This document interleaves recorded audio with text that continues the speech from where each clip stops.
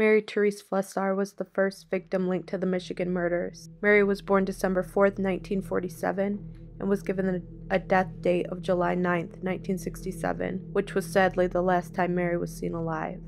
Mary was a graduate of Lincoln High School located in Ypsilanti, Michigan. After high school, Mary became a student at Eastern Michigan University. While attending college, Mary worked as an accountant. Mary also had her own apartment and was starting her adult life responsibly. Mary Terese Fleszar was last seen by a neighbor walking towards her apartment. While walking home, Mary Terese was approached on 2 occasions by a bluish-gray Chevrolet. The Chevy would slow down near her as she walked. The neighbor witnessed this altercation twice, in which Mary Terese would reply no by shaking her head to the stranger in the Chevy. Mary Terese was seen walking away from the car, and unfortunately the next time Mary Terese Fleszar would be seen was nearly a grueling month later. Mary Terese was found on August 7, 1967, by 2 15-year-old boys on an abandoned farm in Superior Township.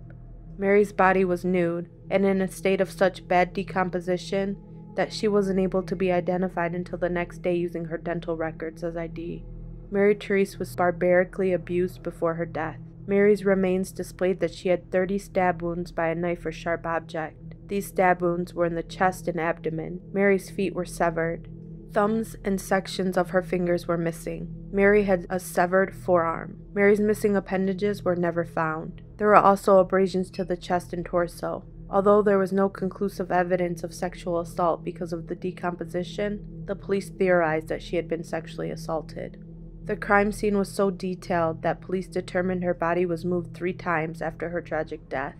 At first, Mary had been laid upon a pile of bottles and cans in the area hidden from the elder trees. She was dragged 5 feet from the pile in the field where she laid for the longest.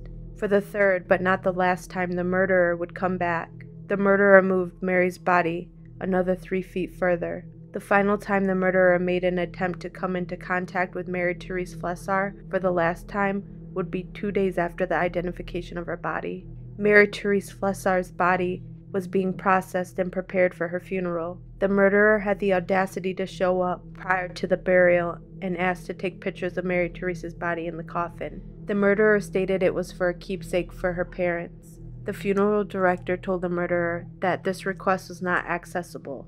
The murderer then replied, "You mean you can't fix her up enough so I could just get one picture?"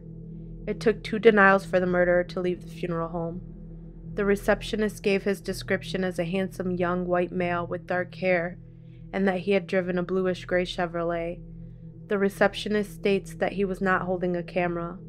Later in the investigation, it was determined that John Collins had worked in an office at the Eastern Michigan University, located across the hallway from the office where Fleszar worked. Mary Terese Fleszar was one of 7 gruesome murders. Stay tuned for more of this type of content.